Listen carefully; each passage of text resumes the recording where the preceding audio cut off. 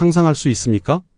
황궁에서 태어나 황제의 사랑을 독차지하던 공주가 정신병원 독방에 버려진 채 16년을 보냈다는 것을 13살 어린 나이에 강제로 끌려간 낯선 나라, 19살 원치 않는 결혼, 34살 정신병원 입원, 51살 37년 만에 휠체어를 타고 고국에 돌아왔을 때 그녀는 이미 폐인이 되어 있었습니다. 이것은 소설이 아닙니다. 대한제국 마지막 황녀 덕혜옹주의 실화입니다. 구독과 좋아요로 영상을 도와주시면 큰 힘이 됩니다. 1950년대 초반 도쿄 외곽 마스자와 도립정신병원이었습니다. 차가운 겨울바람이 병원 건물 사이를 지나갔습니다. 회색빛 건물들이 줄지어 서 있었고 철창이 있는 창문들이 무표정하게 바깥을 내다보고 있었습니다.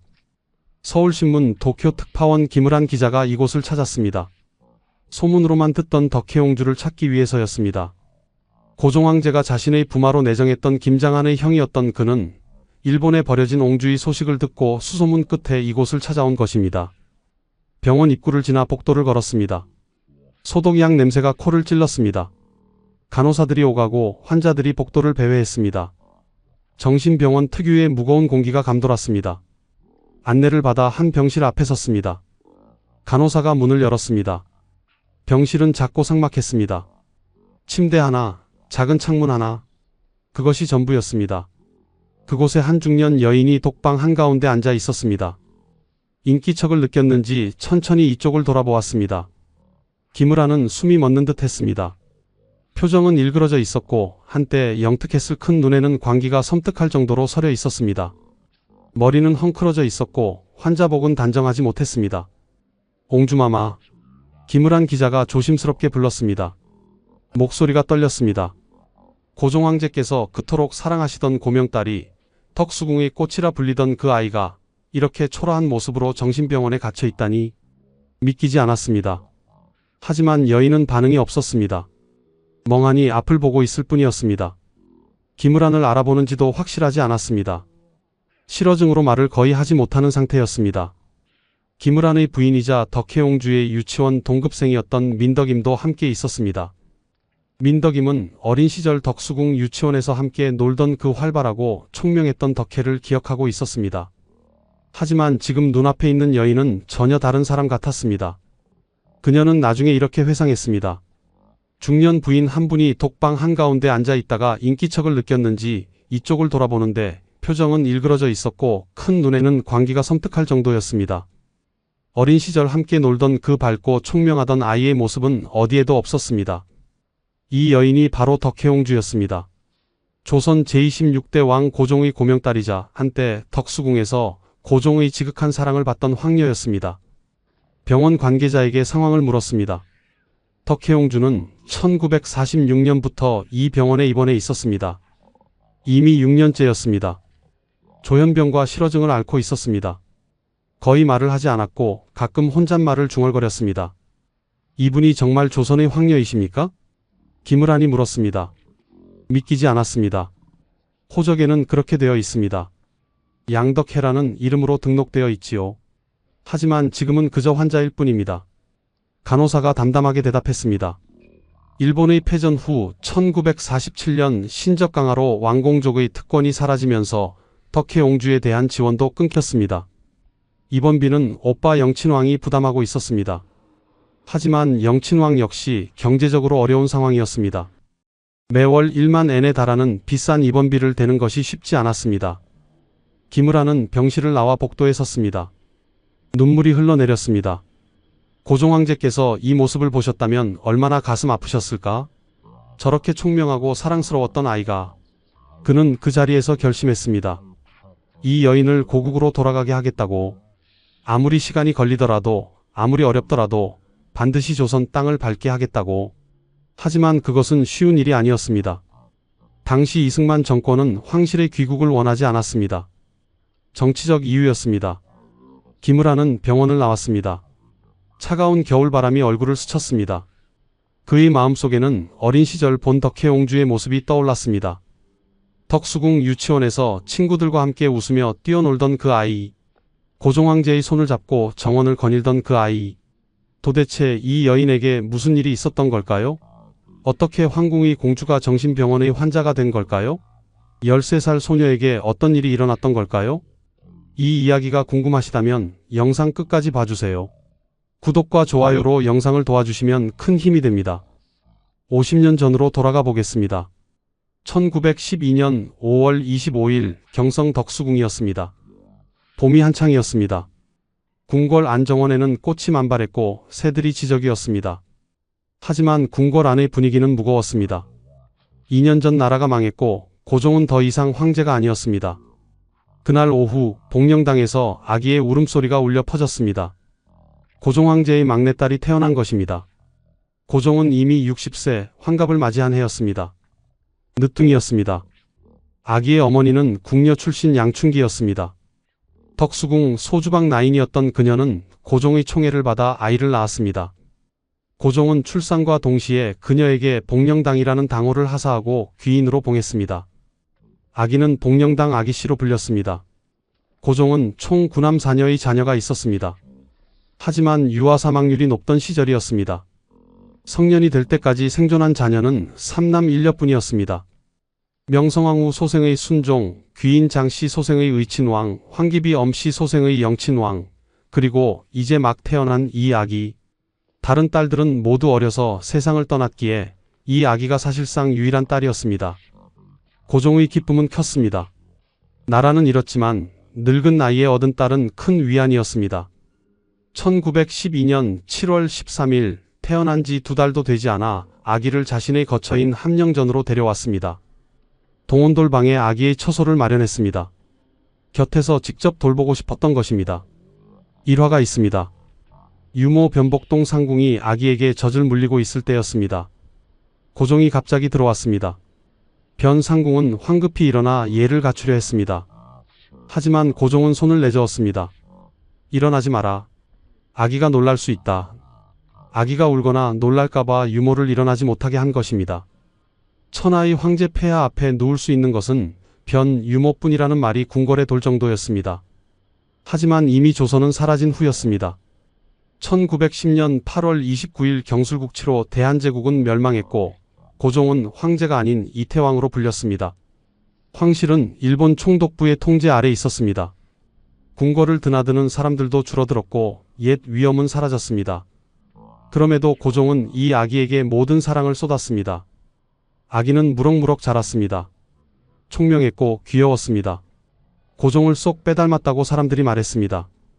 아기가 조금 크자 고종은 특별한 결정을 내렸습니다. 1916년 4월 1일 덕수궁 준명당에 유치원을 설치하도록 명한 것입니다. 황실 최초의 유치원이었습니다. 사실상 이 아기를 위한 유치원이었습니다. 일본인 보모 교구치 사다코와 조선인 보모 장옥식이 아이들을 돌보았습니다. 덕수궁 귀족 가문의 딸들 78명이 또래로 함께 다녔습니다. 모두 아기에게 극존칭을 사용했습니다. 시중을 들 궁녀들이 항상 대기하고 있었습니다. 고종은 유치원에서 노는 아기를 보는 것이 유일한 낙이었습니다. 매일 창밖에서 아이들이 노는 모습을 지켜보았습니다. 150m밖에 되지 않는 거리였지만 아기는 가마를 타고 유치원을 다녔습니다. 고종의 지시였습니다. 아기는 영특했습니다. 어린 나이에도 신분에 대한 이해가 빨랐습니다. 외삼촌인 양상관이 덕수궁에 입궐할 때마다 양상관이 온다며 하대했습니다. 궁인들이 아기씨의 외가는 어디입니까? 라고 물으면 생모 귀인 양씨의 친정이 아니라 정모인 명성황후의 친정 죽동이라고 대답했습니다. 자신의 위치를 정확히 알고 있었던 것입니다. 사람들은 아기를 덕수궁의 꽃이라고 불렀습니다. 총명하고 귀여운 아기였습니다. 하지만 일본 총독부는 처음에 이 아기를 황족으로 인정하려 하지 않았습니다. 소녀라는 이유였습니다. 고종은 끈질기게 요구했습니다.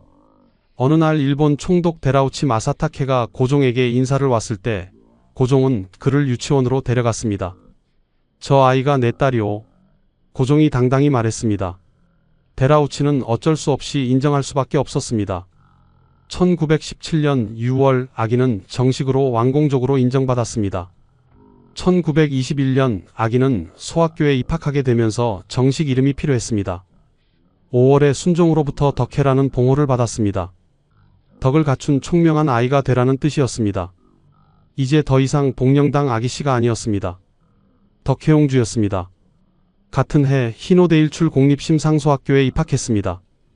일본인 자제들이 다니는 학교였습니다. 식민지 조선에서 황족의 딸도 일본식 교육을 받아야 했습니다. 덕혜옹주는 학교에서 일본어를 배웠고 일본 옷을 입었습니다. 어린 시절부터 일본식 교육을 받았습니다. 동요도 일본어로 불렀고 친척들에게 보내는 편지도 일본어로 썼습니다. 고종은 그것을 보며 마음이 아팠을 것입니다. 덕혜옹주는 순하고 조용한 성격이었습니다. 학교에서도 말이 없었고 친구들과 잘 어울리지 못했습니다. 항상 혼자 있는 시간이 많았습니다. 고종은 딸의 미래를 걱정했습니다. 영친왕이 일본의 볼모로 끌려가 일본 황족과 결혼한 것을 보았습니다. 이 아이도 같은 운명을 겪게 될까 두려웠습니다. 그래서 시종 김황진의 조카 김장한과 비밀리에 약혼을 계획했습니다. 김황진에게 아들이 없다고 하자 그럼 조카라도 달라며 맺은 혼약이었습니다. 하지만 일본이 알아채고 방해했습니다. 혼약은 무효화되었습니다. 1919년 1월 21일 비극이 찾아왔습니다. 고종이 갑자기 승하한 것입니다. 7살 덕혜는 아버지의 죽음을 이해할 수 없었습니다. 어제까지 자신을 안아주고 머리를 쓰다듬어 주던 아버지가 왜 차갑게 누워있는지 알 수 없었습니다. 시신 앞에 꿇어앉아 계속 불렀습니다. 아바마마, 아바마마, 일어나세요. 하지만 아무리 불러도 고종은 깨어나지 않았습니다. 공식 사인은 뇌일혈이었지만 민간에서는 독살설이 나돌았습니다. 고종이 파리강화회의에 밀사를 보내려 했고 일제가 이를 막기 위해 독을 탔다는 소문이었습니다. 고종의 국장이 1919년 3월 3일 치러졌습니다. 수많은 백성이 거리로 쏟아져 나와 통곡했습니다.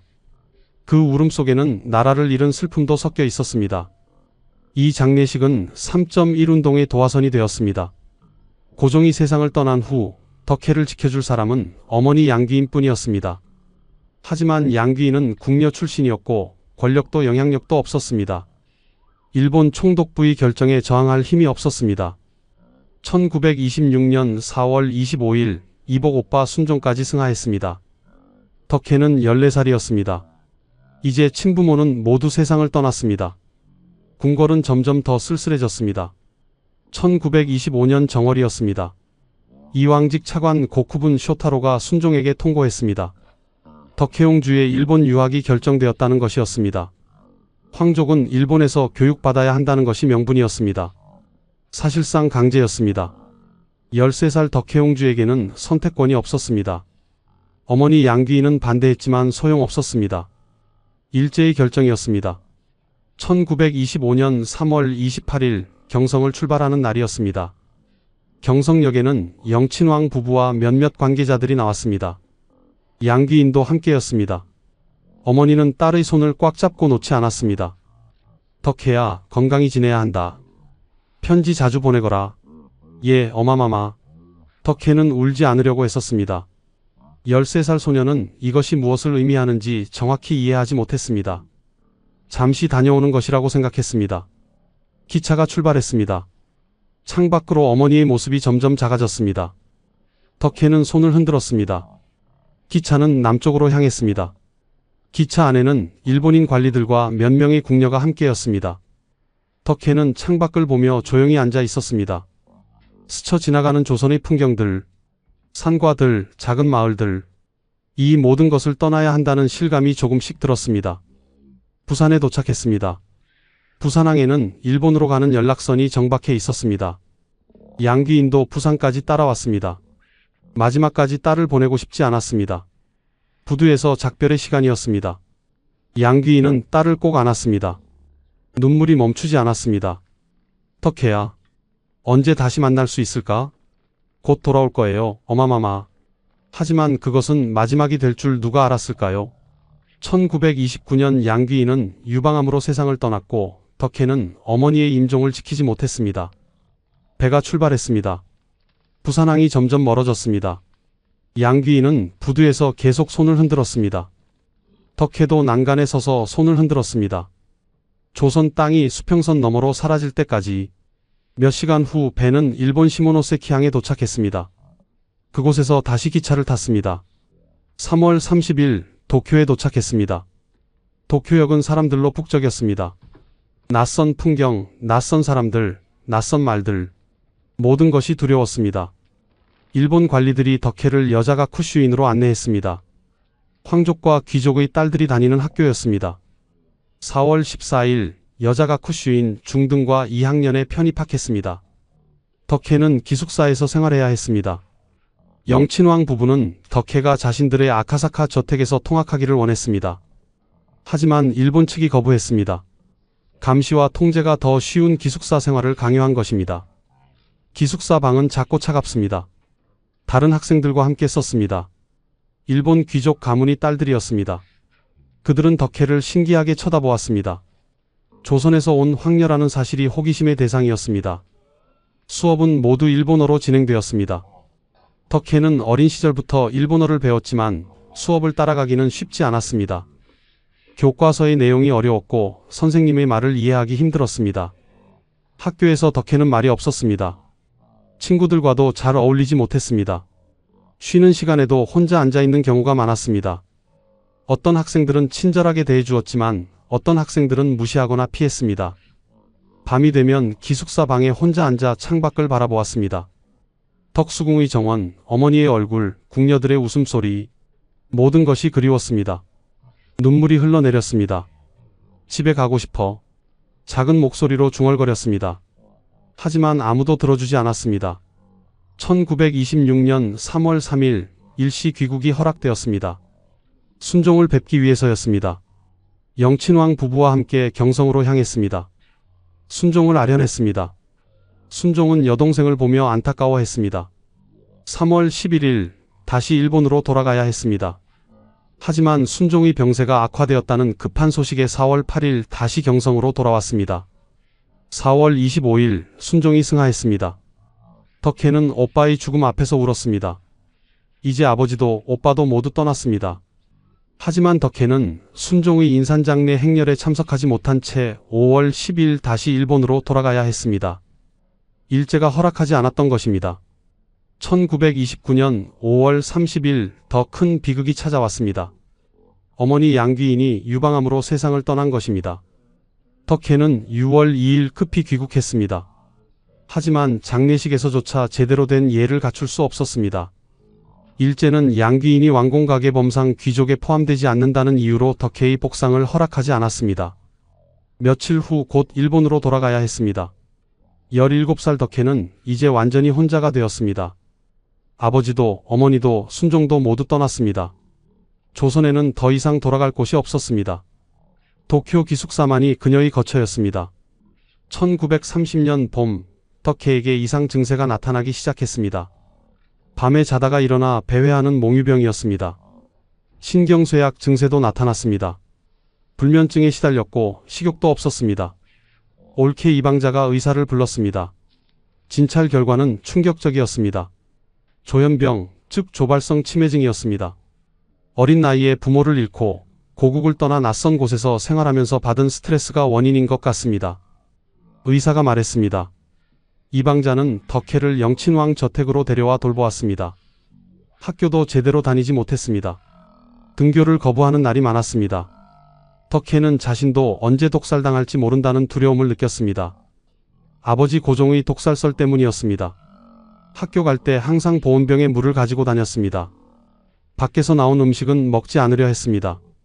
그러던 중 1930년 10월 일본 국내청에서 혼담이 나왔습니다. 1930년 10월 덕혜옹주의 결혼 상대가 결정되었습니다. 소 다케유키, 옛 스시마 번주 소 요시아키라의 양자로 들어가 백작 지위를 계승한 화족이었습니다. 1908년생으로 덕혜보다 4살 연상이었고 당시 도쿄 제국대학 영문과 3학년에 재학 중이었습니다. 혼담 소식을 들은 덕혜는 충격을 받았습니다. 처음에는 믿을 수 없었습니다. 그리고 혼담이 사실이라는 것을 알게 되자 사흘 동안 식음을 전폐하며 울었습니다. 저는 결혼하고 싶지 않습니다. 조선으로 돌아가고 싶습니다. 하지만 일본인 궁녀들은 덕혜를 윽박질렀습니다. 정말 시집을 아니 갈 테야? 옹주님께 좋은 혼처를 마련한 것이오. 선택권은 없었습니다. 옹주의 신하와 옛 친척들은 많은 반대를 보였습니다. 하지만 일제의 결정이었습니다. 조선 황족을 일본 귀족과 결혼시켜 완전히 일본화하려는 계획이었습니다. 1931년 4월 14일 쇼와 천황의 결혼 칙허가 내려졌습니다. 왕공가계범 제119조에 따라 왕공족의 혼사는 천황의 칙허를 받아야 했습니다. 이제 결혼은 기정사실이 되었습니다. 소 다케유키는 덕혜를 몇 번 만났습니다. 하지만 덕혜는 그에게 마음을 열지 못했습니다. 거의 말을 하지 않았고 고개만 숙이고 있었습니다. 1931년 5월 8일 도쿄에서 결혼식이 거행되었습니다. 순일본식 결혼식이었습니다. 장소는 도쿄의 한 호텔이었습니다. 당시 덕혜옹주의 모습을 본 사람들은 이렇게 증언했습니다. 전혀 말을 하지 않고 고개만 숙이고 있을 뿐 계속 소리내어 실소하는 병적인 모습을 보였습니다. 결혼 당시 덕혜는 이미 거의 완전한 실어증 증상을 보이고 있었습니다. 조현병은 상당히 진행되어 있었습니다. 일본 귀족들과 관리들이 참석했습니다. 조선에서 온 하객은 거의 없었습니다. 덕혜는 하얀 웨딩드레스를 입었습니다. 서양식 드레스였습니다. 하지만 그녀의 얼굴에는 미소가 없었습니다. 눈물만 가득했습니다. 서약을 했습니다. 반지를 교환했습니다. 모든 것이 기계적으로 진행되었습니다. 덕혜는 마치 다른 사람의 결혼식을 보는 것 같았습니다. 결혼식 후 피로연이 열렸습니다. 사람들이 축하했지만 덕혜는 웃을 수 없었습니다. 한쪽 구석에 앉아 눈물을 참았습니다. 신혼살림은 도쿄 교회에 차려졌습니다. 소 다케유키의 저택이었습니다. 넓고 화려한 저택이었지만 덕혜에게는 감옥처럼 느껴졌습니다. 결혼 생활은 시작부터 어려웠습니다. 덕혜는 말을 거의 하지 못했고 소 다케유키는 어떻게 대해야 할지 몰랐습니다. 그는 도쿄 제국대학을 졸업하고 자신의 일에 몰두했습니다. 집에 일찍 들어오지 않는 날이 많았습니다. 덕혜는 하루 종일 혼자 있었습니다. 하인들이 시중을 들었지만 말벗이 되어주지는 못했습니다. 덕혜는 방에 앉아 창밖만 바라보았습니다. 1932년 8월 14일 덕혜는 딸을 낳았습니다. 이름은 소마사에였습니다. 일본식 이름이었습니다. 덕혜는 딸에게 조선식 이름으로 정혜라는 이름도 지어주었습니다. 소 다케유키는 1932년 11월에 생후 3개월인 마사에의 얼굴을 직접 그린 유화를 남겼습니다. 딸을 사랑하는 마음이 있었던 것 같습니다. 출산 직후에는 모성애 때문인지 덕혜의 상태가 다소 호전되었습니다. 하지만 그것도 잠시였습니다. 출산 후 덕혜의 병세는 더욱 악화되었습니다. 산후 우울증이 겹쳤습니다. 아기를 제대로 돌볼 수 없었습니다. 유모를 고용해야 했습니다. 소 다케유키는 점점 덕혜를 이해하기 어려워졌습니다. 정신병이라는 것이 당시에는 더욱 부끄러운 일로 취급받았습니다. 그의 심정도 복잡다단했을 것입니다. 1945년 8월 15일 일본이 패전했습니다. 조선이 해방되었다는 소식이 들렸습니다. 하지만 덕혜에게는 아무 의미가 없었습니다. 돌아갈 힘도 방법도 없었습니다. 병세는 호전되지 않았고 남편은 그녀를 돌보기 버거워했습니다. 1947년 5월 3일 신헌법이 시행되며 화족제도가 폐지되었습니다. 소 다케유키도 평민이 되었습니다. 백작의 자기와 재산상의 특권을 잃었습니다. 재산세 등의 세금 문제로 압박을 받게 되었습니다. 경제적으로 어려워졌습니다. 넓은 저택에서 좁은 곳으로 이사해야 했습니다. 하인들도 내보내야 했습니다. 마지막에는 하인이 단 한 명만 남았습니다. 소 다케유키는 점점 덕혜를 돌보기 어려워졌습니다. 경제적 여유도 사라졌고 덕혜의 병세는 호전되지 않았습니다. 가끔 폭발적으로 우는 날도 있었고 소리를 지르는 날도 있었습니다. 이웃들이 수군거렸습니다. 1946년 가을 소 다케유키는 어려운 결정을 내렸습니다. 덕혜를 마스자와 도립정신병원에 입원시키는 것이었습니다. 1946년 가을 덕혜옹주는 마스자와 도립정신병원에 입원했습니다. 34살이었습니다. 결혼한 지 15년, 일본에 온 지 21년이 지난 후였습니다. 그녀는 이곳에서 16년을 보내게 됩니다. 정신병원은 도쿄 외곽에 있었습니다. 회색빛 건물들이 줄지어 서 있었고 창문에는 철창이 있었습니다. 덕혜는 한 병실에 배정되었습니다. 작고 차가운 방이었습니다. 병원 생활은 단조로웠습니다. 아침에 일어나 약을 먹고 식사하고 치료받고 다시 약을 먹고 잠들었습니다. 매일 같은 일상이 반복되었습니다. 약물 치료가 주를 이루었습니다. 하루 3번 약을 먹어야 했습니다. 항정신병 약물이었습니다. 약을 먹으면 머리가 멍해졌고 몸에 힘이 없었습니다. 면회객은 거의 없었습니다. 영친왕이 가끔 찾아왔습니다. 올케 이방자도 가끔 왔습니다. 하지만 대부분의 날은 아무도 찾아오지 않았습니다. 1947년 신적강화로 왕공족의 특권이 사라지면서 덕혜 옹주에 대한 지원도 중단되었습니다. 입원비는 오빠 영친왕이 부담했습니다. 매월 1만 엔에 달하는 비싼 입원비였습니다. 영친왕 역시 경제적으로 어려웠지만 여동생을 버릴 수 없었습니다. 덕혜는 병실에서 하루 대부분을 보냈습니다. 창밖을 바라보는 것이 유일한 활동이었습니다. 창밖으로는 자유로운 세상이 보였습니다. 사람들이 걸어다니고 차들이 지나가고 아이들이 뛰어놀았습니다. 1951년 덕혜와 소 다키유키의 결혼을 주선했던 데이메이 황후가 사망했습니다. 1955년 소 다키유키는 영친왕 부부와 협의 후 덕혜와 이혼했습니다. 입원한 지 9년 만이었습니다. 덕혜가 정신질환자였기 때문에 오빠 부부인 영친왕과 이방자가 후견인으로서 대신 협의해 주었습니다. 이혼은 합의 이혼이었습니다. 이혼 후 덕혜옹주는 호적의 어머니의 성씨인 양과 봉호인 덕혜를 조합한 양덕혜로 일가를 창립했습니다. 왜 이 씨가 아닌 양씨 성을 사용했는지는 명확하지 않습니다. 다만 당시 덕혜는 입원 중이었기에 본인의 결정은 아니었을 것입니다. 소 다케유키는 이혼 후 홀레품과 덕혜옹주와 딸 마사에의 한복과 생활용품을 돌려보냈습니다. 영친왕 부부는 1956년 이 물품을 일본 문화여자 단기대학 학장 도쿠가와 요시치카 전 후작에게 기증했습니다. 이 물품들은 지금도 보관되어 있습니다.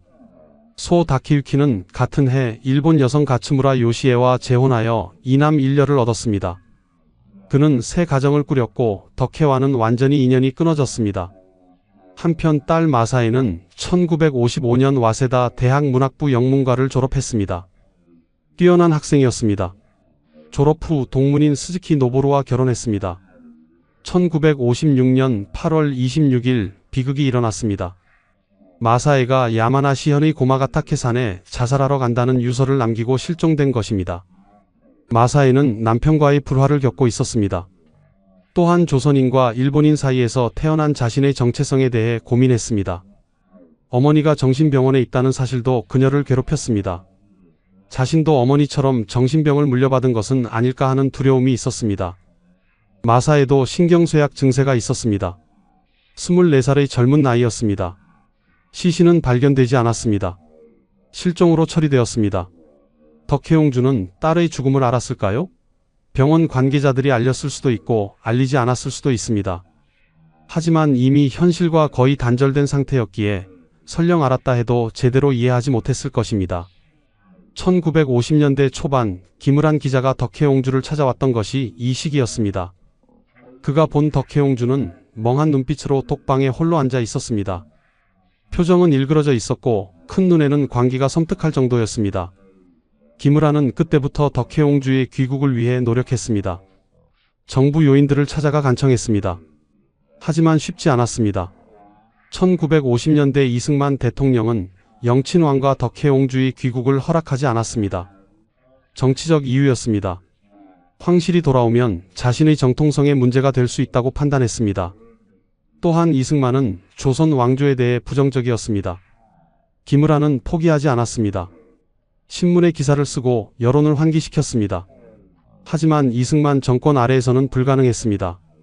1961년 5월 16일 군사정변이 일어났습니다. 박정희가 국가재건 최고회의 의장이 되었습니다. 1961년 11월 12일 미국을 방문하던 중 일본 도쿄에 들른 박정희는 영친왕비 이방자 여사를 만났습니다. 이방자는 덕혜옹주와 영친왕의 귀국에 대해 이야기했습니다. 박정희는 고종에게 딸이 있었느냐? 며 깜짝 놀랐다고 합니다. 덕혜옹주는 이미 세상 사람들에게 많이 잊혀진 상태였습니다. 정신병원에 입원한 지 15년이 지났고 언론에 등장하지도 않았기 때문입니다. 박정희는 귀국을 추진하기로 결단했습니다. 김을한 기자의 노력도 있었고 이방자의 간청도 있었습니다. 박정희는 곧 관계자들에게 지시했습니다. 1962년 1월 26일 김포공항이었습니다. 차가운 겨울이었습니다. 하늘은 회색빛이었고 바람이 차가웠습니다. 하지만 공항에는 많은 사람이 모여 있었습니다. 일본에서 온 비행기가 착륙했습니다. 문이 열리고 승무원들이 내려왔습니다. 그리고 휠체어에 탄 여인이 천천히 내려왔습니다. 덕혜옹주였습니다. 51세가 되어 있었습니다. 13살에 떠난 지 37년 만이었습니다. 1925년 3월 28일 경성을 떠난 후 1962년 1월 26일 돌아온 것입니다. 덕혜는 한복을 입고 있었습니다. 일본 측에서 한복을 입혀보냈습니다. 하지만 어색하게 흘러내려 있었습니다. 오랜 세월 일본에서 살면서 한복 입는 법을 잊어버린 것 같았습니다. 휠체어를 미는 것은 일본 간호사였습니다. 덕혜는 멍한 표정으로 앞을 보고 있었습니다. 초점 없는 눈빛이었습니다. 머리는 단정하지 못했고 얼굴에는 세월의 흔적이 가득했습니다. 공항에는 유치원 동창 민용화와 72세의 유모 변복동이 마중 나왔습니다. 변복동은 덕혜를 보자마자 땅바닥에 엎드려 큰 절을 올렸습니다. 눈물이 쏟아졌습니다. 옹주마마, 옹주마마. 목이 메어 말을 잇지 못했습니다. 어린 시절 품에 안고 젖을 먹이던 그 아기가 이제 51세의 중년 여인이 되어 휠체어에 앉아 돌아왔습니다. 덕혜는 변복동을 알아보는지 확실하지 않았습니다. 멍하니 내려다볼 뿐이었습니다. 입을 열려 했지만 말이 나오지 않았습니다. 실어증이었습니다. 많은 왕실 인사들이 참석했습니다. 의친왕의 며느리를 비롯한 황실 가족들이 나왔습니다. 기자들도 몰려들었습니다. 카메라 플래시가 터졌습니다. 저분이 정말 옹주마마이십니까? 기자들이 속삭였습니다. 믿기 어려운 모습이었습니다. 황렬하기보다 병든 노인 같았습니다. 옹주마마, 고국에 돌아오신 소감이 어떠십니까? 기자가 물었습니다. 하지만 덕혜는 대답하지 못했습니다. 실어증과 조현병으로 말을 거의 하지 못하는 상태였습니다. 여기가 어디예요? 겨우 몇 마디 말이 나왔습니다. 일본어와 한국어가 섞여 나왔습니다. 고국인지도 확실히 인식하지 못하는 것 같았습니다. 관계자들이 기자들을 막았습니다. 옹주마마의 건강이 좋지 않습니다. 질문은 삼가 주십시오. 차에 태워 서울로 향했습니다. 창밖으로 서울거리가 보였습니다. 1962년의 서울은 전쟁의 상처가 아직 남아 있었습니다. 낡은 건물들, 좁은 도로, 복구 중인 거리들. 1925년에 떠났을 때의 서울과는 완전히 달랐습니다. 덕혜는 창밖을 보았습니다. 하지만 아무것도 알아보지 못했습니다. 37년의 세월이 모든 것을 바꿔놓았습니다. 창덕궁 낙선제에 도착했습니다. 순종의 계비인 순정효 황후 윤씨를 뵙기 위해서였습니다. 낙선제는 조용하고 아늑한 건물이었습니다. 한옥의 정취가 있었습니다. 순정효 황후가 계셨습니다. 이미 70대 후반의 노인이었습니다. 덕혜는 휠체어에서 일어나 궁중 예절에 따라 인사를 올렸습니다. 사람들은 놀랐습니다. 실어증과 지병으로 사회생활이 어려운 상태임에도 궁중 예절만큼은 익숙하게 행했기 때문입니다. 몸이 기억하고 있었던 것입니다. 순정효 황후는 덕혜를 보며 눈물을 흘렸습니다. 그동안 얼마나 고생이 많았느냐. 하지만 덕혜는 제대로 대답하지 못했습니다. 고개만 끄덕일 뿐이었습니다. 점심 식사가 준비되었습니다. 한식이었습니다. 밥, 국, 반찬들. 37년 만에 먹는 조선 음식이었습니다. 덕혜는 떨리는 손으로 숟가락을 들었습니다. 밥을 떠서 입에 넣었습니다. 천천히 씹었습니다. 그리고 눈물이 흘러내렸습니다. 왜 우는지 본인도 몰랐을 것입니다. 그저 눈물이 났습니다. 식사 후 서울대학교 병원으로 향했습니다. 치료가 필요했습니다. 덕혜는 그날부터 병원에 입원했습니다. 1962년 1월 30일 유경수 여사가 한복을 선물하며 병원을 방문했습니다. 당시 박정희 의장의 부인이었던 그녀의 방문은 정부의 관심을 보여주는 것이었습니다. 덕혜옹주의 귀국은 큰 이목을 끌었습니다. 2월 8일 덕혜옹주는 대한민국 국적을 회복했습니다. 이름은 이덕혜였습니다. 37년 만에 다시 조선인, 한국인이 된 것입니다. 3월 28일 국가재건 최고회의 상임위원회는 구황실 재산법을 개정하여 덕혜옹주에게 생계비를 지급하기로 했습니다. 국가가 마지막 황녀를 돌보기로 한 것입니다. 덕혜는 7년간 서울대학교 병원에 입원해 있었습니다. 치료를 받고 재활을 시도했습니다. 하지만 호전되지 않았습니다. 너무 오랜 세월 병을 앓았고 나이도 많았습니다. 1967년 5월 낙선제로 들어갔습니다. 1968년 가을 낙선제 안에 있는 수강제로 거처를 옮겼습니다. 이곳이 덕혜옹주의 마지막 거처가 되었습니다. 1962년부터 1989년까지 덕혜옹주는 27년을 낙선제에서 보냈습니다. 수강제는 낙선제 안에 있는 작은 건물이었습니다. 조용하고 아늑했습니다. 창밖으로는 창덕궁 후원이 보였습니다. 사계절의 변화를 볼 수 있었습니다. 일상은 단조로웠습니다. 아침에 일어나 간병인의 도움을 받아 세수하고 식사하고 약을 먹고 낮잠을 자고 다시 식사하고 약을 먹고 잠들었습니다. 매일 같은 일상이 반복되었습니다. 유모 변복동이 계속 덕혜를 돌보았습니다. 1912년 덕혜가 태어났을 때부터 함께했던 변복동은 이제 70대가 넘었지만 여전히 옹주 곁을 지켰습니다. 간병인들도 교대로 돌보았습니다. 옳게 이방자도 자주 찾아왔습니다. 덕혜는 말이 거의 없었습니다. 가끔 짧은 말을 할 뿐이었습니다. 여기가 어디죠? 같은 질문을 반복했습니다. 치매 증세가 나타났습니다. 방금 전 일도 기억하지 못했습니다. 날씨가 좋은 날은 휠체어를 타고 후원을 산책했습니다. 간병인이 휠체어를 밀고 창덕궁 후원을 돌았습니다. 연못, 정자, 나무들. 아름다운 풍경이었습니다. 예쁘네요. 가끔 그렇게 말했습니다. 어린아이 같은 목소리였습니다. 1970년 5월 1일 오빠 영친왕이 세상을 떠났습니다. 영친왕도 말년의 실어증을 앓으며 7년간 병상에 누워 한마디도 하지 못한 채 영면했습니다. 남매는 비슷한 운명을 살다 갔습니다. 둘 다 나라를 잃은 황실의 비극을 온몸으로 겪었습니다. 덕혜는 오빠의 장례식에 참석했습니다. 하지만 제대로 이해하는지 확실하지 않았습니다. 멍하니 앉아있을 뿐이었습니다. 1972년 유모 변복동이 80세를 일기로 세상을 떠났습니다. 변복동은 죽는 순간까지도 옹주만을 걱정했다고 합니다. 옹주마마를 잘 부탁드립니다. 마지막 말이었습니다. 60년을 함께한 유모가 떠났습니다. 어느 날 낙선제에 일본인 신사 한 명이 찾아왔습니다. 전 남편 소 다키유키였습니다. 그는 낙선제 지배인 이공제에게 옛 아내를 한 번만 만나게 해달라고 간청했습니다. 고종의 딸과 원치 않는 정략 결혼을 하고 끝내 정신병원에 집어넣고 이혼했다는 그를 도저히 용서할 수 없습니다. 이공제는 단호했습니다. 만나봤자 옹주가 할 얘기도 없고 이미 이혼한 사인이 만나야 할 이유도 없습니다. 만나게 된다면 오히려 옛 생각이 나서 병세가 더 악화될 것입니다. 그냥 돌아가십시오. 소 다키유키는 돌아갔습니다. 두 사람은 다시 만나지 못했습니다.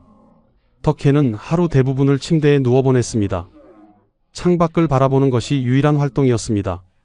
창밖으로는 사계절이 지나갔습니다. 봄에는 꽃이 피고 여름에는 녹음이 우거지고 가을에는 단풍이 들고 겨울에는 눈이 내렸습니다. 예쁘네요. 가끔 그렇게 말했습니다. 가끔 정신이 들 때가 있었습니다. 그럴 때면 삐뚤삐뚤한 글씨로 무언가를 썼습니다. 나는 낙선제에서 오래오래 살고 싶어요. 전화 비전화 보고 싶습니다. 무슨 의미인지 명확하지 않았습니다. 아버지 고종을 그리워하는 것일 수도 있고 순종을 그리워하는 것일 수도 있었습니다. 또는 그저 혼란스러운 의식 속에서 나온 말일 수도 있었습니다. 1970년 10월 29일 자궁 용종 제거 수술을 받기 위해 서울대학교 병원에 입원했습니다. 1983년 5월 24일 노환으로 한강성심병원에 입원했습니다. 건강은 점점 악화되었습니다. 걷지 못했고 거의 누워 지냈습니다. 식사도 제대로 하지 못했습니다. 1989년 4월 21일 아침이었습니다. 간병인이 방에 들어갔습니다. 옹주마마 일어나실 시간입니다. 대답이 없었습니다. 가까이 가보니 호흡이 멈춰 있었습니다. 덕혜옹주는 77세를 일기로 조용히 세상을 떠났습니다. 덕혜옹주의 장례는 조용히 치러졌습니다. 많은 사람이 조문을 왔습니다. 역사학자들, 왕족 후손들, 일반 시민들. 사람들은 안타까워했습니다. 불쌍한 분이셨습니다. 한 시대의 희생양이었죠. 경기도 남양주시 홍유릉 부속림에 안장되었습니다. 오빠 영친왕의 묘역 근처였습니다. 홍유릉에는 고종황제와 명성황후가 잠들어 있고 유릉에는 순종황제가 잠들어 있습니다. 그 근처에 덕혜옹주도 안장된 것입니다. 묘비에는 간단히 적혔습니다. 덕혜옹주지묘. 그것이 전부였습니다. 77년의 생애가 그렇게 마무리되었습니다. 1998년 일본 여성학자 혼마 야스코가 덕혜옹주 평전을 출판했습니다. 제목은 비운의 왕녀. 발로 뛰어 취재하고 근거 자료를 모아 만든 책이었습니다. 덕혜옹주와 관련된 일본 측 자료를 꼼꼼히 조사했습니다. 이 책으로 덕혜옹주의 이야기가 일본과 한국에서 더 널리 알려지게 되었습니다. 2016년 영화 덕혜옹주가 개봉되었습니다. 손예진이 덕혜옹주 역을 맡았습니다. 많은 사람이 극장을 찾았습니다. 사람들은 눈물을 흘렸습니다. 다만 영화는 역사적 사실과 다른 부분이 많았습니다. 덕혜옹주가 독립운동을 했다거나 영친왕과 함께 망명을 시도했다는 내용은 사실이 아니었습니다. 실제로 덕혜옹주는 10대 후반부터 정신병으로 본인 몸도 제대로 건사하지 못할 정도였습니다. 영화는 팩션이었습니다. 2017년 문화재청은 덕혜옹주 묘를 전면 개방했습니다. 그 전까지는 일반인의 출입이 제한되어 있었습니다. 홍유릉에서 덕혜옹주 묘에 이르는 산책로에 황실 가족의 일대기를 소개하는 사진 36점을 전시했습니다. 왕릉공감 프로그램의 일환이었습니다. 사람들이 묘소를 찾기 시작했습니다. 꽃을 놓고 묵념했습니다. 편히 쉬세요, 옹주마마. 이제는 고통이 없기를 바랍니다. 나라를 잃은 황녀의 슬픔이 이제는 끝나기를. 덕혜옹주의 삶은 무엇을 말해줍니까? 한 사람의 인생이 시대에 의해 어떻게 짓밟힐 수 있는지를 보여줍니다. 그녀는 아무 잘못도 하지 않았습니다. 단지 망한 나라의 황녀로 태어났을 뿐입니다. 그것이 그녀의 전 생애를 결정했습니다. 식민지 시대의 비극은 개인의 삶을 완전히 파괴할 수 있습니다. 고종의 사랑을 받던 황녀는 정신병원의 환자가 되었고 고국으로 돌아왔을 때는 이미 폐인이 되어 있었습니다. 한 사람의 행복은 시대와 환경에 좌우됩니다. 만약 조선이 망하지 않았다면, 만약 일본이 그녀를 끌고 가지 않았다면, 만약 강제 결혼을 시키지 않았다면, 수많은 만약들이 있지만 역사는 돌이킬 수 없습니다. 덕혜옹주는 77년을 살았습니다. 하지만 진정으로 자신의 삶을 산 시간은 얼마나 될까요? 고종 곁에서 보낸 7년, 1912년부터 1919년까지. 어쩌면 그것이 전부였을지도 모릅니다. 그 이후 70년은 타인의 결정에 따라 병마와 싸우며 정신을 잃어가며 보낸 시간이었습니다. 1912년 5월 25일 덕수궁에서 태어나 고종의 사랑을 받던 황녀는 1925년 3월 28일 13살의 나이로 일본으로 건너가 37년을 보낸 후 1962년 1월 26일 51세에 고국으로 돌아왔습니다. 하지만 그녀는 이미 조현병과 실어증으로 폐인이 되어 있었고 낙선제에서 27년을 보낸 후 1989년 4월 21일 77세로 생을 마감했습니다. 우리는 과거로부터 무엇을 배워야 할까요? 같은 비극을 반복하지 않기 위해 무엇을 해야 할까요? 개인의 행복과 존엄성은 어떻게 지켜져야 하는가? 약자는 어떻게 보호되어야 하는가? 덕혜옹주의 삶은 우리에게 이런 질문을 던집니다. 지금도 누군가는 덕혜옹주의 묘 앞에 서서 생각합니다. 만약 다른 시대에 태어났다면, 만약 다른 선택이 있었다면. 하지만 역사는 이미 지나갔고 덕혜옹주는 편히 잠들어 있습니다. 지금까지 대한제국 마지막 황녀 덕혜옹주의 이야기였습니다. 이 이야기가 여러분께 작은 깨달음이 되길 바랍니다. 역사를 기억하는 것, 그것이 같은 비극을 막는 첫걸음일 것입니다. 영상을 끝까지 봐주셔서 감사합니다. 구독과 좋아요 부탁드립니다. 다음에 또 좋은 이야기로 찾아뵙겠습니다.